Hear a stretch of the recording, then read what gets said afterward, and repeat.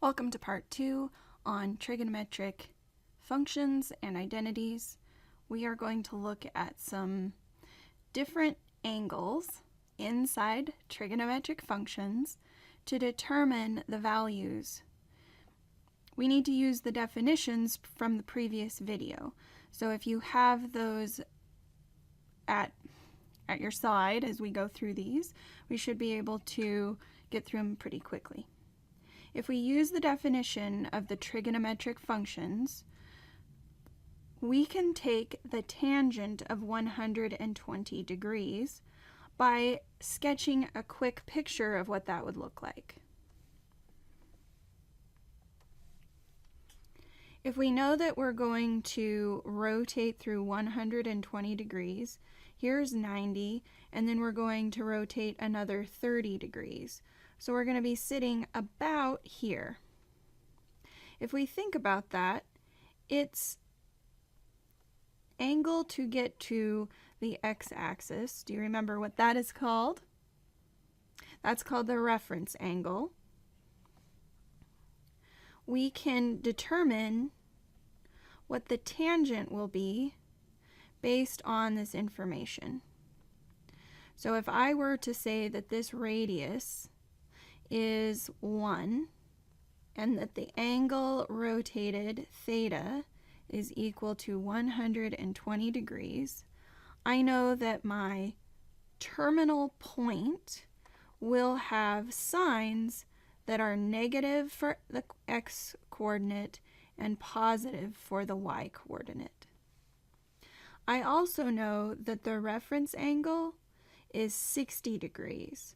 So I can determine my x and y values based on the first quadrant and then flip it about the y-axis to determine the coordinate points for the terminal point in the second quadrant. Since we know that in the first quadrant, a reference angle of 60 degrees would look like this, and I'm just going to dot the lines because I want you to just see how I'm getting all these values. I know that in the first quadrant, if the reference angle equals 60 degrees, I can find the coordinate point, and by now I hope you've memorized these. We have 1/2 comma root 3 over 2. That is the coordinate point for the terminal point in the first quadrant. So if I flip it about the y-axis, I can figure out the signs that the angle 120 degrees will have, and that is negative 1/2 root 3 over 2. Now remember that tangent of an angle, tangent of theta, is a ratio of y over x. And so I know that tangent of 120 degrees is going to be the ratio of root 3 over 2 divided by negative 1 over 2. And a convenient little thing to notice is if you have a fraction divided by a fraction and the denominators match, you can reduce them, and it's simply equal to negative root 3. Let's take a look at sine of 9 pi over 4. Since 4 is the denominator, I'm going to break my unit circle into pieces. I know that this is pi here, so 4 pi over 4 would give me 1/2 the unit circle. So then 9 pi over 4 would be how many times I rotate through quarters. So 1/4, 2/4, 3/4, 4/4, 5/4, 6/4, 7/4. 8/4, 9/4.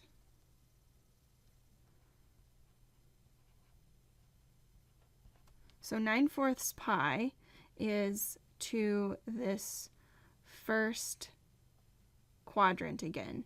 So that means that my terminal point will be in the first quadrant, which is super convenient because this is the quadrant that's the easiest to remember. I know that pi/4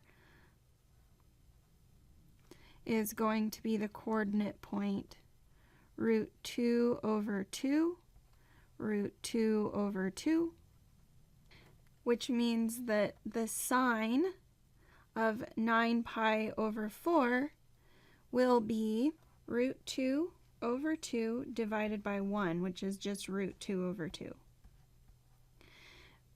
I'm going to caution you now to resist the urge, as much as you may be trying to do this. Resist the urge to use your calculator on these, because as snazzy as calculators have become, they still will not give you a nice fraction like √2/2. They will give you some decimal.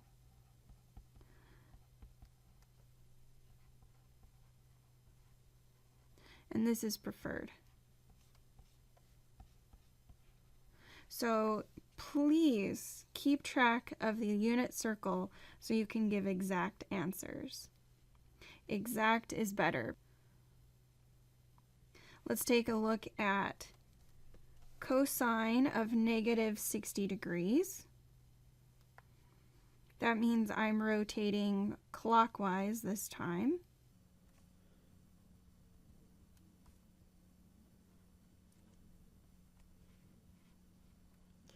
And I just want to point out that cosine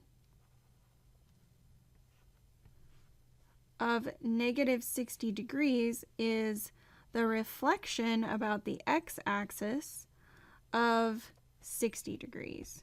So let's really quick sketch 60 degrees again.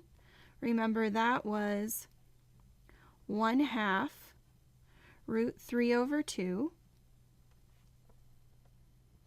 And so if I look at its reflection into the fourth quadrant, I know that that will have a positive x coordinate and a negative y coordinate. So notice that the values are the same, but the coordinate signs have changed. Cosine is equal to x/r. And r is just 1, because we're assuming it is a unit circle as of now. So we want the x coordinate, which is 1/2/1, which is just 1/2. And since it is in the fourth quadrant, it is positive. Let's take a look at secant of 16pi/3. We need to figure out how many rotations this 16pi/3 is. Remember that 2 pi is a full rotation. This is over 1, so if we multiply by 3/3, we'll get a common denominator with 16pi/3. So now we have 6pi/3 is 1 full rotation.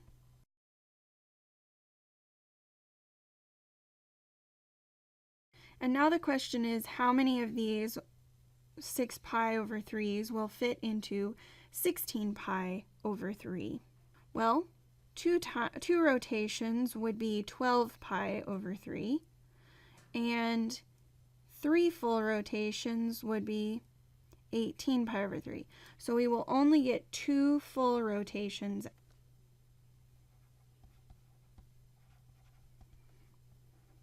I'm going to go ahead and subtract 2 full rotations.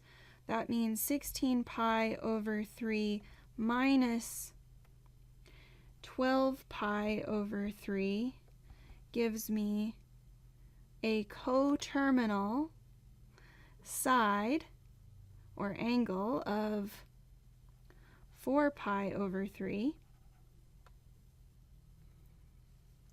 So the secant of 16pi/3 is equivalent to secant of 4pi/3. And if I were to sketch that, these are the pi's are divided into thirds. So we have 3 pi over 3 is half a rotation.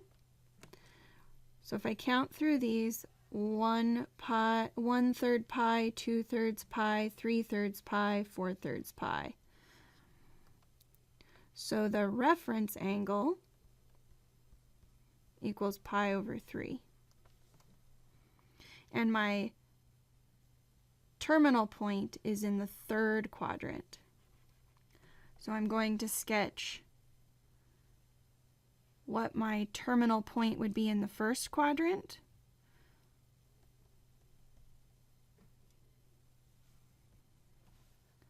We've already seen that that is 1/2, comma, root 3 over 2.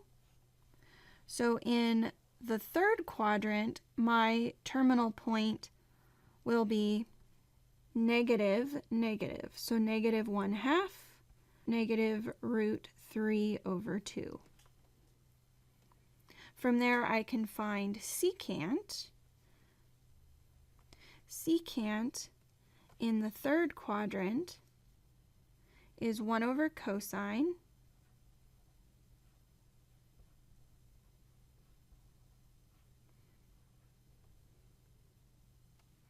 so this is going to be equivalent to the reciprocal of cosine, and that is r over x.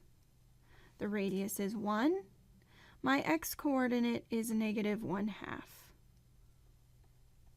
If I flip that out of the denominator, I will have negative 2. And lastly, I have cotangent of 855 degrees. I know that 360 degrees is 1 full rotation. 720 is 2 full rotations.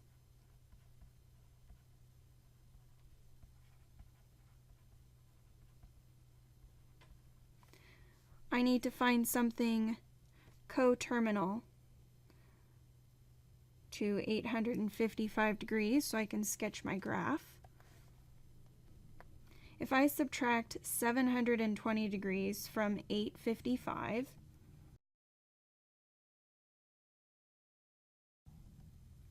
five minus 0 is 5, 5 minus 2 is 3, 8 minus 7 is 1. This gives me cotangent of 135 degrees, which is something that's easy to calculate because it doesn't look like 855 degrees. So I've rotated through once, twice, and then another 135 degrees, which means 90 is here, and then another 45.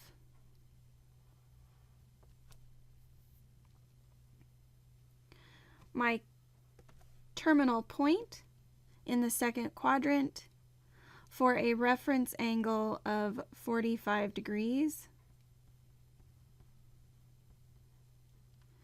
gives me a coordinate point of negative root 2 over 2, root 2 over 2. Cotangent is x over y, remember, because it is the reciprocal of tangent, which means that this will be negative root 2 over 2, root 2 over 2, which equals negative 1.